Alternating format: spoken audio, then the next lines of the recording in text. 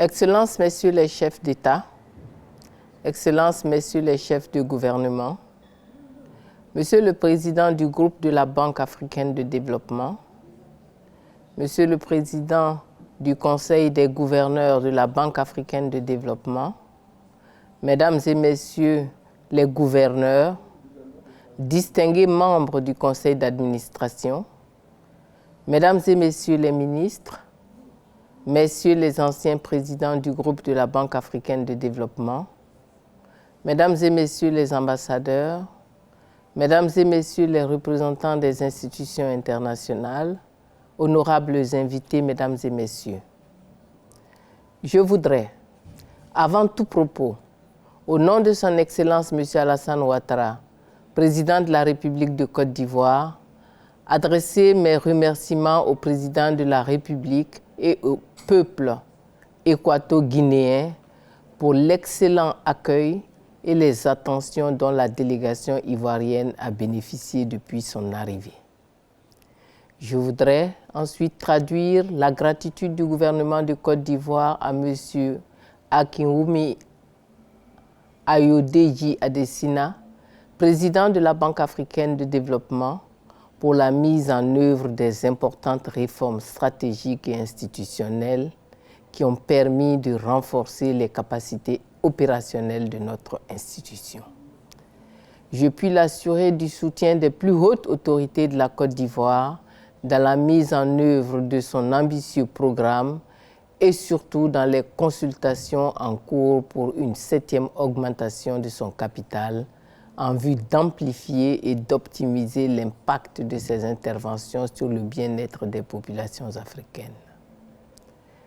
Je voudrais également renouveler les remerciements du gouvernement de Côte d'Ivoire à la haute direction du groupe de la Banque africaine de développement pour son appui constant à la vision de développement portée par son Excellence M. Alassane Ouattara à travers les efforts soutenus et multiformes dans le cadre de la mise en œuvre du Plan national 2016-2020 ainsi que le programme social du gouvernement PS-Gouv 2019-2020.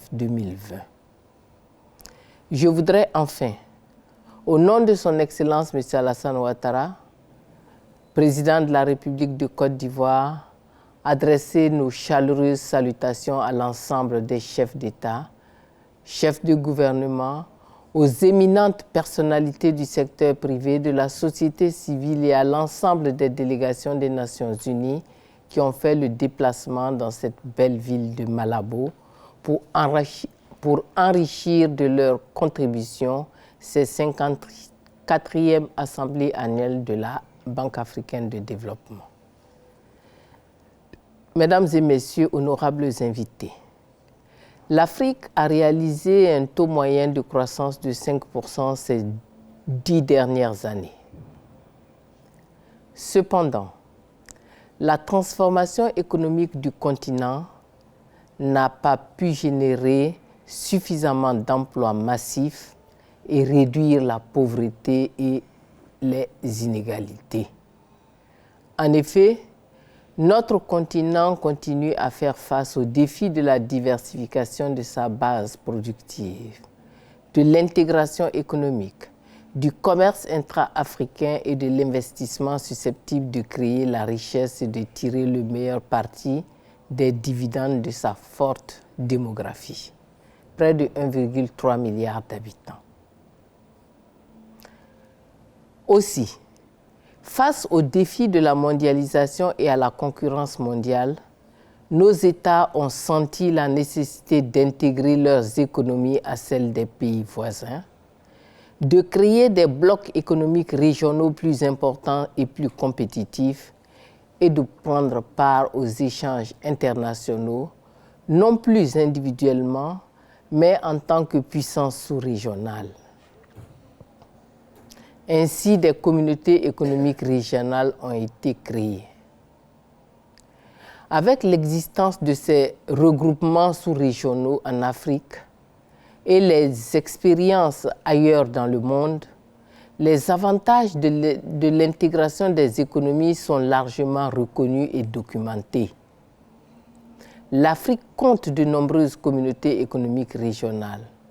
CEEAC, CEDEAO, COMESA, SADC, l'UMA, l'UEMOA et j'en passe. Ces communautés, ainsi que les gouvernements des pays africains, doivent intensifier leurs efforts afin de sortir de la fragmentation des espaces.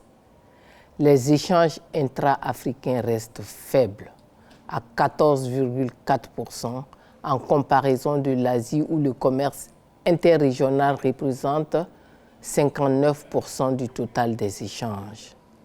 Cette situation est imputable, entre autres, au mauvais état des infrastructures de connexion, à la faible transformation numérique, à la taille et à la diversité des marchés intérieurs, aux obstacles non tarifaires, aux coûts de transaction élevés des affaires et au développement du capital humain en adéquation avec les besoins de transformation structurelle.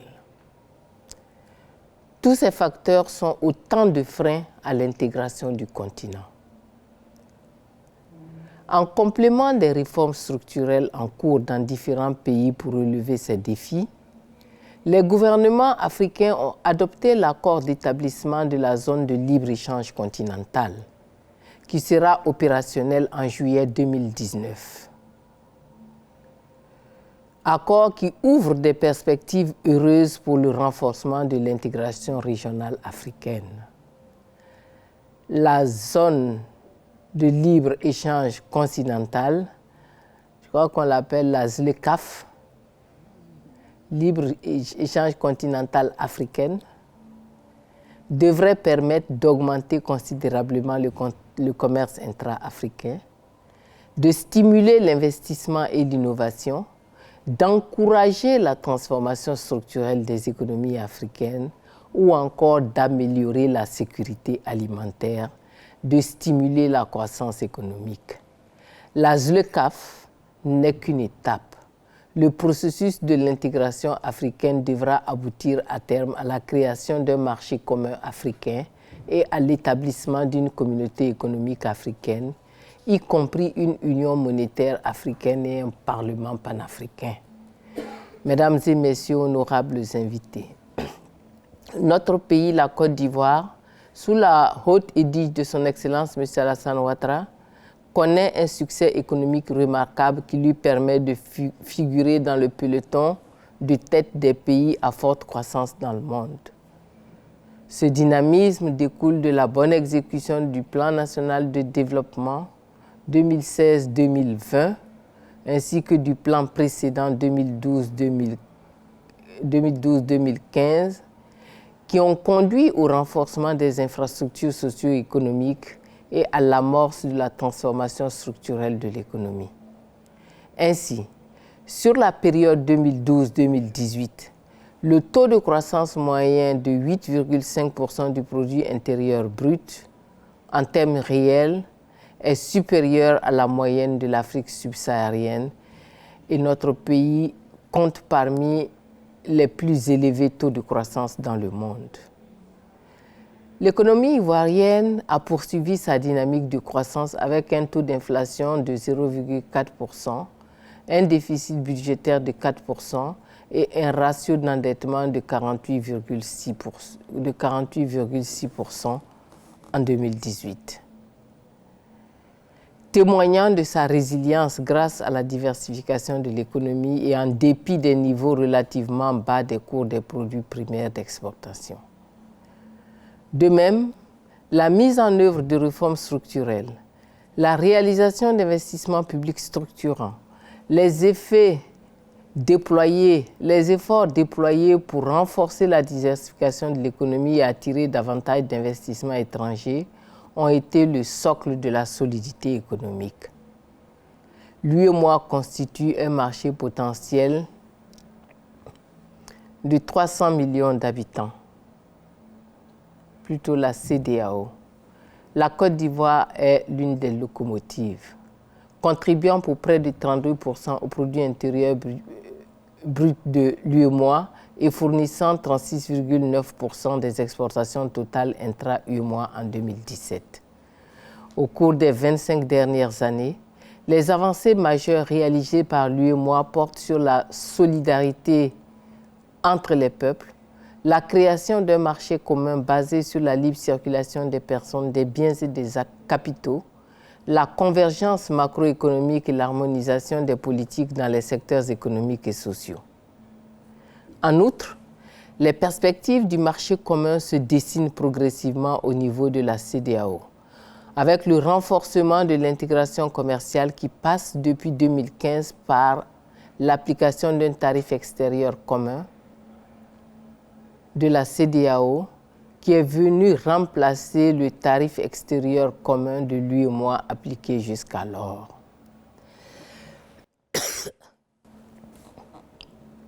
La perspective de la mise en place de la monnaie unique de la CEDEAO devrait renforcer l'intégration économique.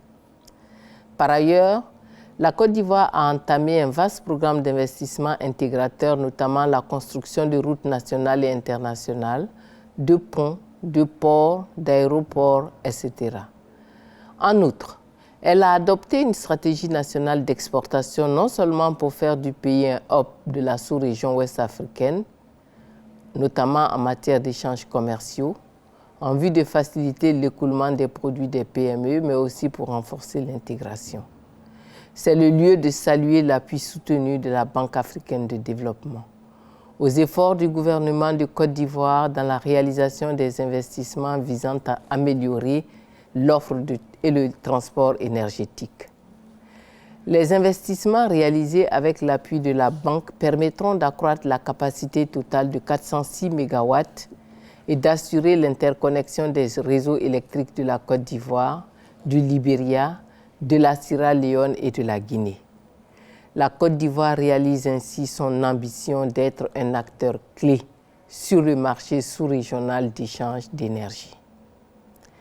Par ailleurs, avec l'appui de la Banque africaine de développement, le programme d'aménagement des routes et de facilitation du transport dans les pays du fleuve Mano, Côte d'Ivoire, Guinée, Libéria, Sierra Leone, les projets de routes de désenclavement des routes transfrontalières de l'Ouest, de l'Est et du Nord du pays et le projet aérien Air Côte d'Ivoire contribueront à fluidifier et à accroître les échanges interrégionaux, en particulier les dessertes des régions Afrique de l'Ouest et Afrique centrale.